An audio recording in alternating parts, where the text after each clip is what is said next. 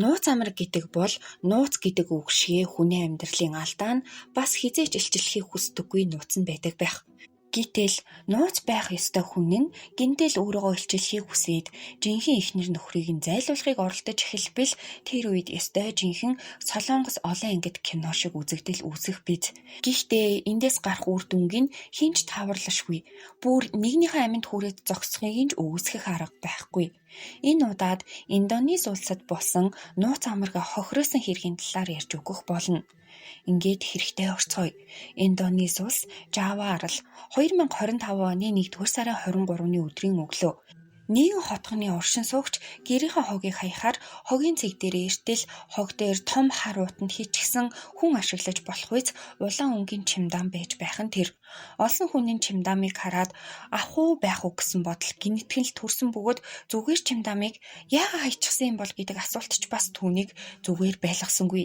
Ингээд чимдаамыг уутнаас нь гаргаад ирэхээр даттал дотор нь хүнд зүйл байсан ба онгойлгоод үзтэл улаан өнгийн давуу харагдаж байсан боловч тэр улаан өнгийн давуу нь яг үнэндээ улаан өнгийн давуу биш.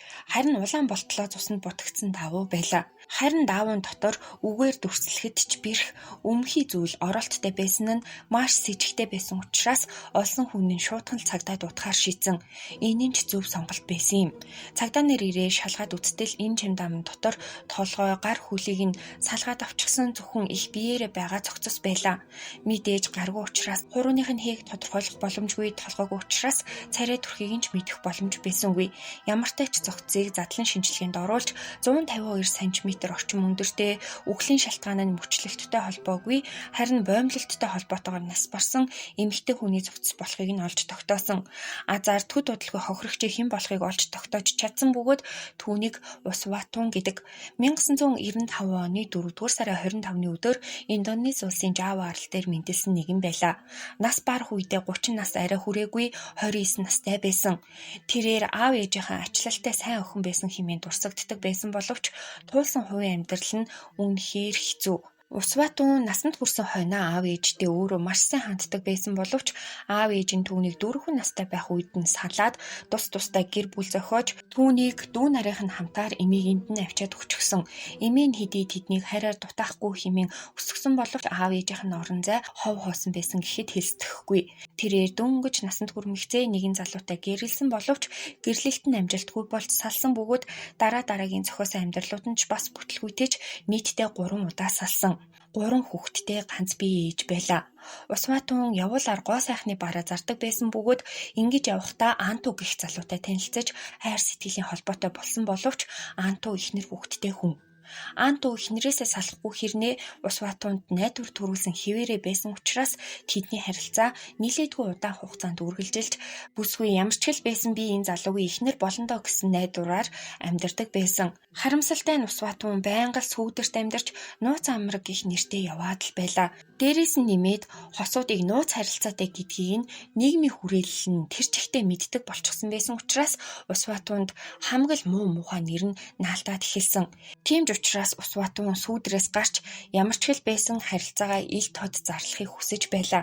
Харамсалтай нь Антугийн хувьд Усватун эхнэрээрээ солиод байх хэмжээний хүн биш байлаа. Тэглээж тухайн үед Антугийн эхнэр жирэмсэн бие давхар байсан. Эхнэр нь жирэмсэн гэдгийг мэдээд Усватун Антуд болон өөртөөхөө харилцааны мөн чанарт маш их эргэлзээд эхэлсэн. Гэхдээ 2025 оны 1-р сарын 19-ний өдөр хүртэл бол ямар нэгэн зүйл болоогүй.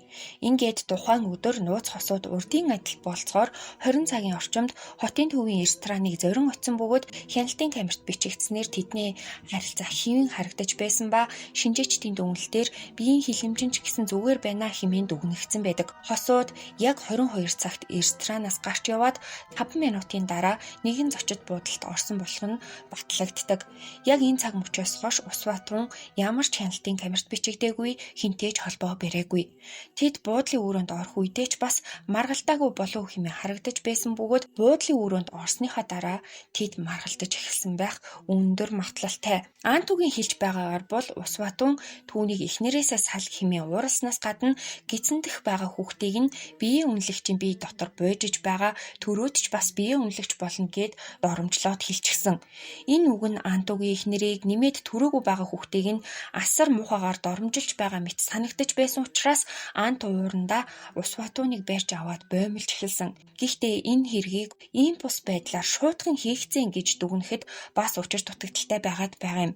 Учир нь буудлын өрөөнд ямар ч олс байгаагүй байхад олсоор боомлсон гэхээр Анто урьдчилан бэлтгээд олс аваад орсон байхыг ч үүсгэх аргагүй. Хэрэг явдлын тухайд бол 22 цаг 5 минутаас тэг цагийн хооронд үйлдэгдсэн байх өндөр магадлалтай бөгөөд Анто тэг цагийн орчимд буудлын өрөөнөөс гарч явсан ба түүнийг өөрийнх нь эрэгтэй дүү машинтайгаа ирж аваад буцааж авчирч өгсөн. Тэрээр ирэх үедээ өнөөх улаан чимдаамаа авчирсан мөн замаараа 24 цагийн дэлгүүрээс жимс хальсалахад ашигладаг жижиг хэмжээний галт тогооны худаг худалдаж авсан байдаг.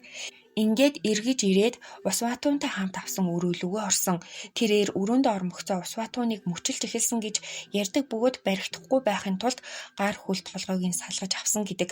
Гэхдээ энэ мэдүүлэг болон үүсэт байгаа дүр зурагт с ิจ гтэй зүйлс ч гэсэн нилээдгүй бий.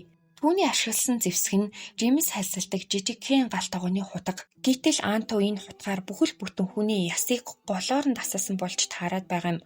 Гол нь ус ватууны ясыг үйтэй хэсгээр нь биш харин бүр ястай хэсгээр нь салгасан. Мөн Антууд мөчлөлт хийхэд нь маш бага хугацаа шаардагдсан болох нь тооцооллын үндсэн дээр батлагдаж байгаа бөгөөд тэрээр мөчлөж дууссныхаа дараа өрөөгөө цэвэрлжгээд мөчлсөн цогцсныхаа хажууд буюу буудлынхаа өрөөнд дотор өглөө болтол унтаад өглөө нь дүүн ахин ирж түүнийг аваад явсан. Тэрээр анхнаасаа зохицыг 3 хэсэг болгож хаяхаар төлөвлөсөн бөгөөд ингэхдээ толгой, их бие, гар хүл гэж салгаж зурагт харагдаж байгаа хоорондоо хол зайтай 3 газарт хүнд анзаарахааргүй байдлаар хаясан. Үүнийхээ дараа нотлох баримтаа нуух гэсэндээ юу эсвэл шунландаа юу ус ватуун бүсгүйн Сузуки машиныг 57 саяар зарж мөнгөтэй болоод амжсан. Харамсалтай нь мөнгөө үрж дуусаагүй байх үед нь цагдаа нар түүнийг баривчлахаар ирсэн бөгөөд Анто ямар ч эсэргүүцэл үзүүлэлгүй шуудхан л 2 гараа өргөөд буугаад өгчихсөн. Ингээд Анто баригдсны дараа л бүсгүйн гар хүл толгой мөн хэргийн зэвсгийг нь олж чадсан боловч хутган дээрээс ямар ч цусны тол болдоогүй.